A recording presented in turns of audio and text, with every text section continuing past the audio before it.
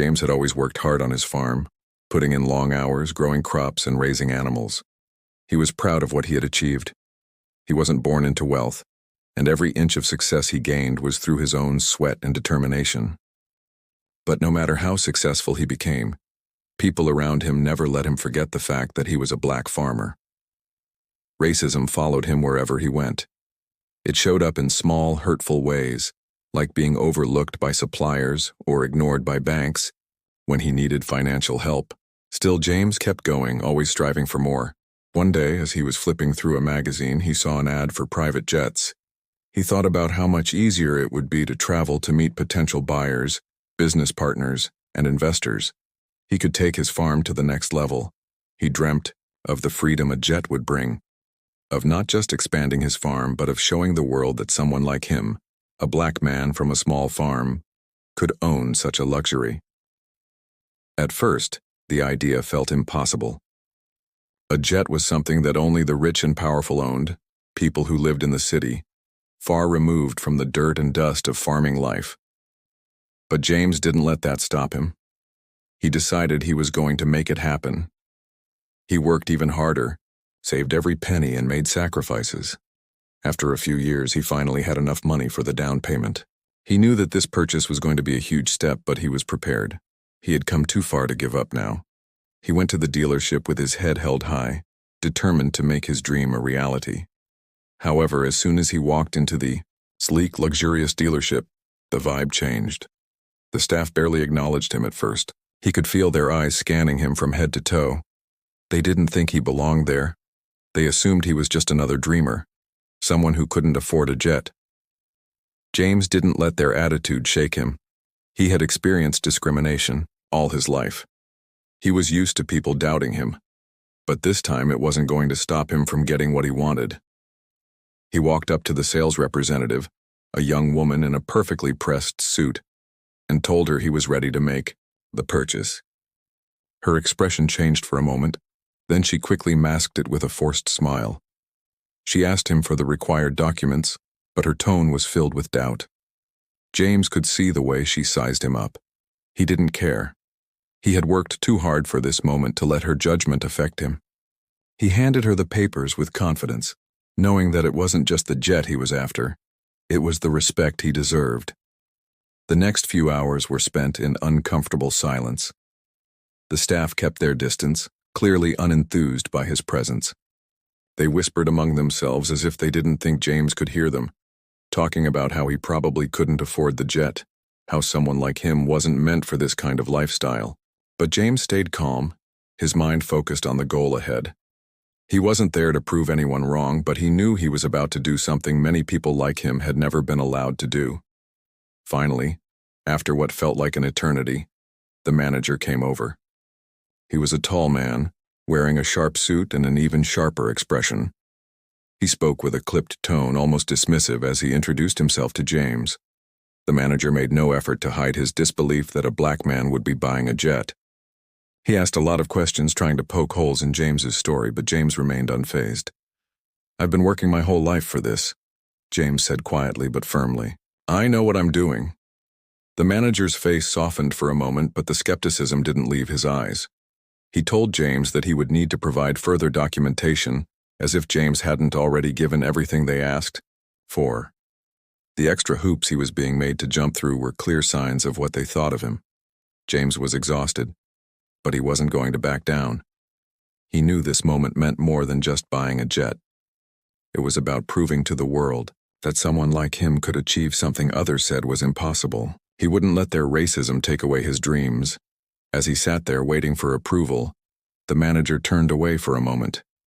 It was in that instant that a figure stepped into the room, a businessman who had been quietly observing the whole interaction from the back of the showroom. He was an older man, someone who looked like he had seen it all. The businessman walked over to James, a smile playing on his lips. "I've been watching you," he said, his voice carrying authority. "You're serious about this, aren't you?" James nodded, surprised but not giving up.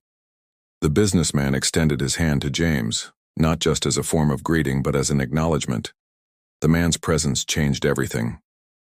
The manager, who had doubted James, now seemed uncomfortable. The businessman spoke to the manager, his tone making it clear that James's purchase was not up for debate anymore. It wasn't long before James had the approval to move forward with the deal. The staff, now forced to accept his presence, watched in silence as James signed the papers. It was a moment of triumph, but it was also a bitter reminder of the struggles he faced just to be treated with the same respect others took for granted. James left the dealership that day with a sense of pride. He had faced humiliation, racism, and doubt, but he had walked out with a jet that would change his life forever. As he looked back at the dealership from the parking lot, he couldn't help but smile. He had just shown the world that nothing would stand in his way. The road ahead would be long, but James was ready for whatever came next. Days passed, but the excitement of buying the jet never really wore off for James. He couldn't believe that a man like him, who had been raised on a small farm and faced prejudice all his life, now owned a jet. It was surreal. He sat in his new jet, marveling at the plush leather seats, the gleaming controls, and the freedom it represented. No more waiting in long airport lines or sitting in uncomfortable seats on crowded planes. He could go anywhere, whenever he wanted, and it felt like a symbol of all his hard work paying off. But as quickly as the pride of his achievement set in, so did the doubts. Not from James himself, but from the world around him. He received a flurry of phone calls and messages, many congratulating him, but some were laced with thinly veiled criticism. A few of the people he had worked with over the years, including some longtime business partners, began questioning his decision. "Why? Would you need a jet?" one of them asked.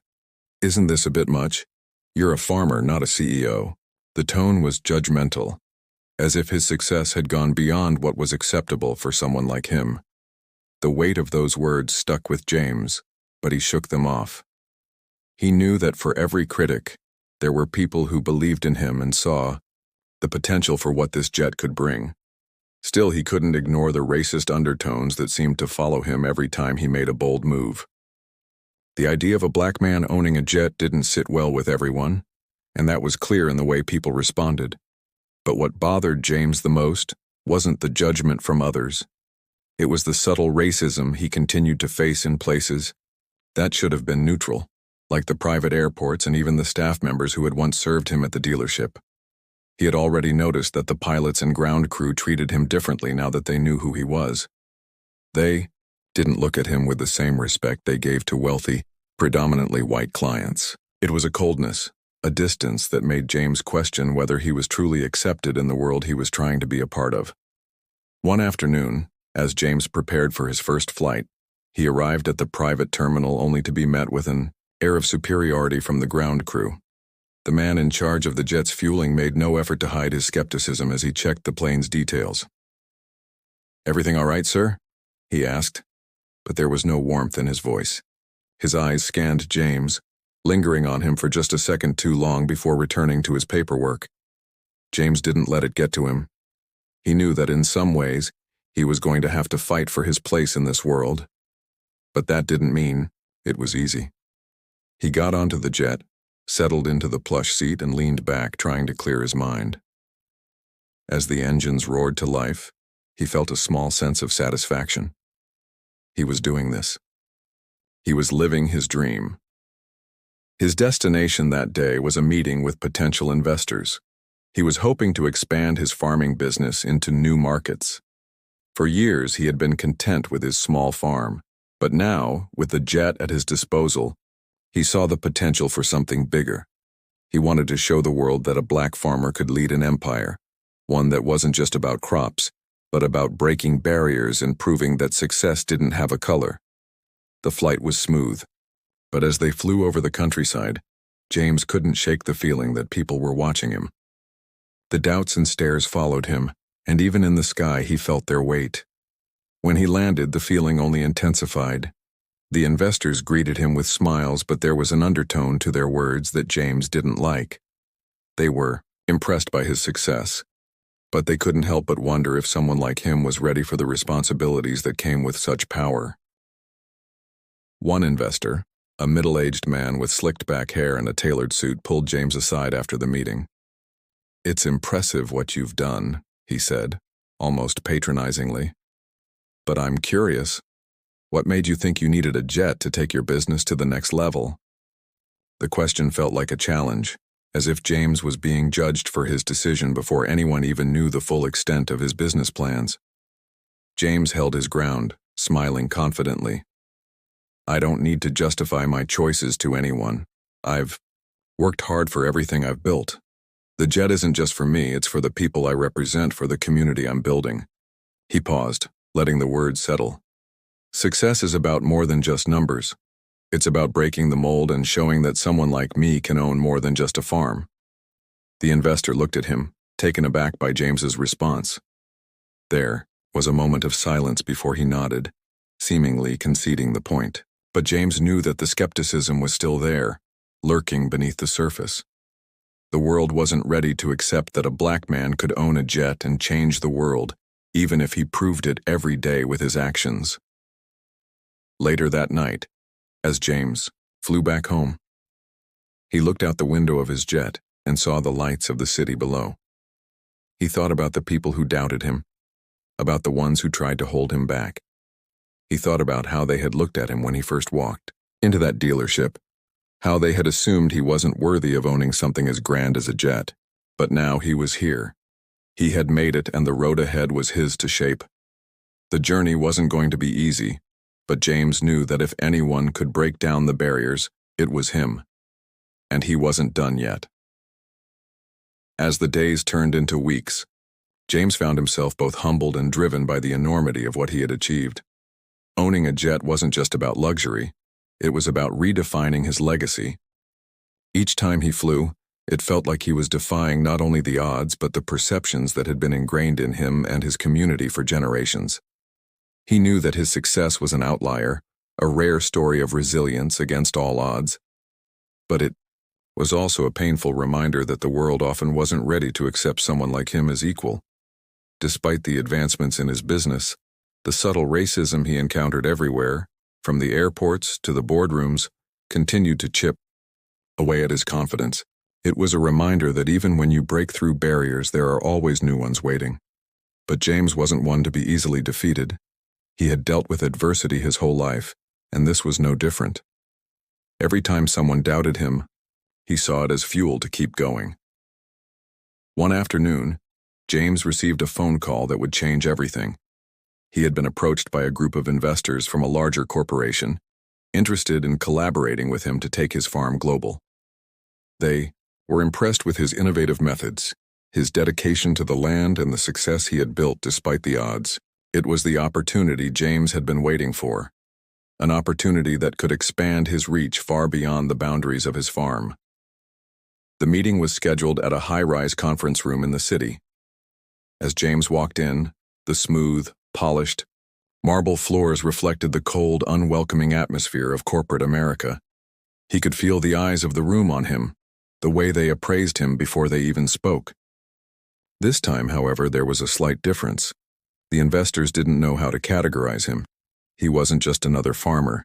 He was a black man with a jet, with a business model that defied expectations, and that made him unpredictable.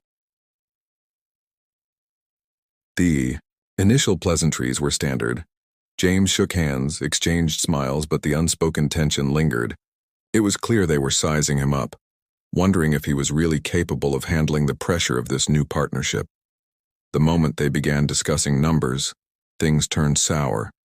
They questioned his methods, his ability to scale up his operation, and most of all, whether someone like him could truly handle the complexity of such a large venture. "What makes you think you're ready for something this big?" one of the investors asked, his voice dripping with disbelief. James paused. This question felt different than the ones he had faced before. It wasn't just about him being a farmer. It was about him being black. The subtext was clear. They didn't think someone like him, from his background, had the capacity to manage the immense resources they were talking about. He could feel his blood begin to boil, but he kept his composure. "What makes me think I'm ready?" he repeated, his voice calm but unwavering. "I've been ready my whole life. I didn't get here by being small-minded or by waiting for permission. I built my farm from the ground up, and I built it to last. This opportunity isn't about my race or where I come from. It's about my ability to see a bigger picture and make it real. There was a moment of stunned silence in the room. The investors, who had all assumed they were in control, were caught off guard. They didn't know how to respond. For the first time in this meeting, they realized that James was not the stereotype they had expected. He was more than just a black farmer trying to break into their world. He was someone who belonged, someone who had earned his seat at the table. The conversation shifted. The skepticism was still there, but it was tempered with a grudging respect. They began asking more detailed questions about his methods, about his plans for expansion, about how he envisioned scaling his operation. It wasn't smooth sailing from there, but for the first time in a long time, James felt like they were listening to him as an equal, not as someone trying to prove his worth, but as someone whose vision and ideas could change the game. As the why meeting came to a close, one of the investors, the same man who had asked the question about his readiness, pulled him aside. "I have to admit," he said, almost reluctantly, "you surprised me. I wasn't sure you had what it took, but now I see. You're not just a farmer. You're a businessman." James didn't let the compliment go to his head, but it felt like a victory. For once, someone saw him for who he truly was, not for the color of his skin or his background. It was a small win, but in the world he was trying to break into, every win mattered. The next few days were a whirlwind. The deal was officially on the table. The investors were ready to back him, and the partnerships began to form. But even as things seemed to be going perfectly, James could sense that this success, too, came at a cost. There were still whispers, still people who tried to undermine his progress, still others who saw him as a threat to the established order. It was frustrating, but it was also a reminder that the road to success was never smooth, no matter how much you accomplished. In the quiet moments when he was alone, James would reflect on how far he had come. He had purchased a jet, built his farm into a thriving business, and now he was on the verge of something even bigger. Yet, despite all the progress, the sting of racism never fully left. It was always there, lurking beneath the surface, reminding him that no matter how much he achieved, he would always have to fight for respect. But James wasn't the type to back down. The journey was far from over. He had already defied expectations. Now, it was time to shatter the rest of the barriers one step at a time. The first taste of true success was always bittersweet for James. The investors' backing opened doors he never thought possible, but with every opportunity came the pressure to prove himself again and again. As his business grew, so did the demands.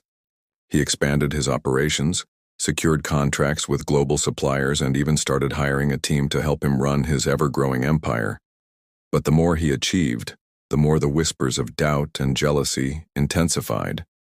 It wasn't just about his jet anymore. It was about his ability to outpace and outsmart those who had once doubted him. As James navigated the corporate world, he encountered the same cold stares and dismissive attitudes he had experienced at the jet dealership, only now they came with much more at stake. He was constantly challenged by people who seemed to feel entitled to question his every decision, as if the mere fact that he was a black man in charge of a multi-million-dollar business was enough to make them uncomfortable. He thought about it one late evening as he sat in the corner of his office, looking over numbers and market trends. His phone buzzed with a message from one of his oldest friends, Thomas, who had stuck by him since the early days of farming. The message was short. "You know they're just waiting for you to fail, right?" James had heard it from others before, but seeing it in writing made it hit harder. It was true. There were people who didn't want to see him succeed, not because he didn't have the skills, but because his success threatened their worldview. He wasn't supposed to be at the top. He wasn't supposed to have a jet. He wasn't supposed to challenge the status quo, but he had, and that made some people uncomfortable. The weight of that discomfort began to sink in as he met with new investors and potential partners. One meeting in particular stood out, a high-profile one with a major agribusiness conglomerate. The moment James stepped into the glass-paneled conference room, He could already feel the judgment in the air. The team of executives, all older, white men, exchanged glances as James walked in. Their eyes scanned him from head to toe, not bothering to mask their skepticism. It wasn't just about his business acumen, it was about who he was, an outsider, a black man attempting to infiltrate their world of old money and established power. One of the executives, a man named Richard, spoke first, his tone sharp and dismissive. "I'm sure you're aware of how things work around here, James. Our investors expect stability. They expect someone who understands the intricacies of corporate agriculture, someone with experience." James felt his muscles tense, but he forced a smile. "I understand. But experience isn't just about age. It's about being innovative, seeing opportunities others miss, and being willing to take risks." His words were deliberate, measured, but full of conviction. He wasn't about to let them dictate his worth based on their limited perceptions. Richard raised an eyebrow. "And you think you have that? The experience to run something of this scale?" James nodded. "I've been doing it for years. I've built my farm from nothing. I know every part of this business, and I know how to make it grow." The other executives exchanged glances, some clearly irritated, others curious. But they weren't convinced. They kept asking questions that felt more like tests than genuine inquiries, questions that focused not on his ideas, but on the lack of experience they assumed he had. James knew they were trying to break him down, to see if he would crumble under pressure. But he didn't. Instead, he leaned in, his voice steady but firm. "I know what you're trying to do. You're testing me. You're waiting for me to prove I'm worthy of this seat at the table. But let me make this clear. I don't need your validation. I've earned my place. Not because of my race, not because of my background, but because of what I've built. And that's something none of you can take away." There was a heavy silence after his words. For a brief moment, James thought they might walk away, but then something unexpected happened. Richard, the head of the group, leaned back in his chair and let out a long sigh. "All right, James, we'll give you a chance. But don't think for one second that we're going to make it easy for you." James didn't flinch. He had expected this. He had always expected them to challenge him. But now, for the first time, it felt like he had earned their grudging respect. The deal wasn't done yet, but they were starting to take him seriously. As James left the meeting, he couldn't help but feel a sense of satisfaction. It was a small victory, but it was a victory nonetheless. The journey to the top wasn't going to be smooth. He knew that. There would always be obstacles, always be people who doubted him, who wanted him to fail. But with each success, he was proving them wrong, one step at a time. That night, as James looked out the window of his office at the city lights, he realized that this was just the beginning. The business world wasn't ready for someone like him, but that didn't matter. He was ready for them. And soon they would have no choice but to recognize his place in it. But as his business continued to rise, so did the challenges. The world he was trying to break into wasn't just about business. It was about power. And power was something people didn't give up easily. Even now, there were forces working behind the scenes to undermine him, to push him back into the shadows. But James knew something they didn't. He wasn't going anywhere, and every time they tried to push him down, he would rise higher. James didn't need anyone to tell him that success came with its own set of problems. As his business expanded and his name became more well-known, he began to see just how deep the roots of jealousy and resentment ran. People he had once considered allies began to distance themselves. The more he achieved, the more he noticed the subtle ways others tried to undermine his progress. Whether it was through backhanded compliments, secret meetings behind closed doors, or quiet whispers in the corridors, it became clear that his presence in the business world wasn't as accepted as he had hoped. Despite the challenges, James refused to let the negativity take hold. His farm, now a thriving business empire, was proof that he was not only capable but deserving of every success that came his way. The jet he owned wasn't a symbol of luxury, it was a tool that allowed him to bridge gaps, to build relationships, and to take his business global. But no matter how much he succeeded, there were always those who viewed his accomplishments through the lens of his race, rather than his talent. One afternoon, after a series of successful meetings, James returned home to find an email from one of his largest suppliers.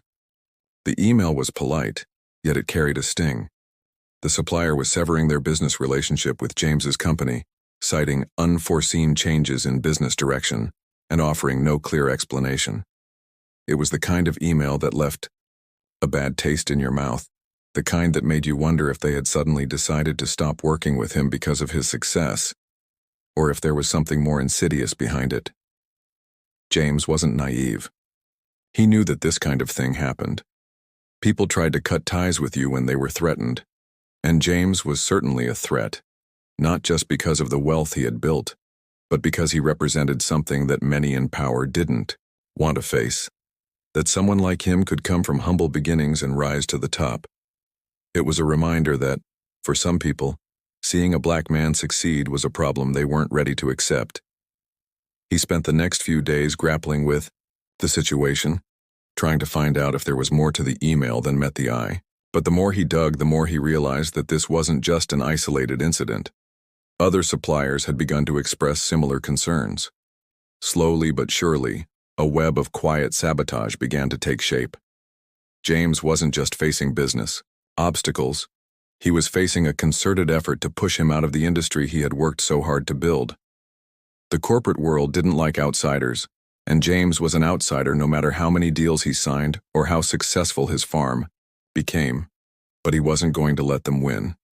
He had built his success on his own terms, and he was damn sure he wasn't going to let anyone take it from him. With a fierce determination, he began looking for new suppliers, forging relationships with people who understood his vision and weren't afraid to work with someone who was shaking up the system. He wasn't going to let anyone silence him, and he wasn't going to let anyone push him out of the very industry he had helped change. As he worked on building new connections, James began to realize something. The people who were actively trying to sabotage him, those who were whispering behind his back and cutting ties, weren't the ones who mattered. It wasn't the critics who would determine his success. It was the people who believed in him, the ones who saw his vision and were willing to go on that journey with him. The world had already tried to keep him down, and yet here he was, still pushing forward, still thriving. One evening, as James sat in his office looking out at the sprawling landscape of his farm, he received a call that would change everything. It was from the businessman who had first stood up for him at the jet dealership, the one who had seen potential in him when no one else did. The call was short, but the message was clear. There was a powerful investor who wanted to back James's business, someone with the resources and influence to help him not only weather this storm, but rise above it. James, the businessman, said, "I've been following your journey closely. You've built something extraordinary, and I believe you're just getting started. This investor wants to be part of that journey. They want to see you succeed." James felt a surge of hope. This was the opportunity he had been waiting for. The investor wasn't just offering money. They were offering a partnership, a chance to expand into markets that had once seemed out of reach. But more than that, they were offering something James had long been denied: a seat at the table, with the people who held the real power. With renewed determination, James began to shift the way he viewed his place in the world. He realized that he wasn't just a farmer, he was an agent of change. The jet he had bought wasn't just a symbol of success, it was a tool that allowed him to break through the barriers that had once held him back. The partnerships he was forming now were no longer about proving his worth to others. They were about finding people who saw him for who he truly was, someone who had earned his success and was just beginning to scratch the surface of his potential. As James looked at the horizon, he knew that his journey was far from over. There would be more challenges, more obstacles to face, and more people who tried to tear him down. But he also knew that no matter what came next, he was ready for it. He had already beaten the odds. He had already shown the world that a black man could build an empire from the ground up. And now, he was going to show them that nothing could stand in his way. The world had underestimated him once, but they wouldn't make that mistake again.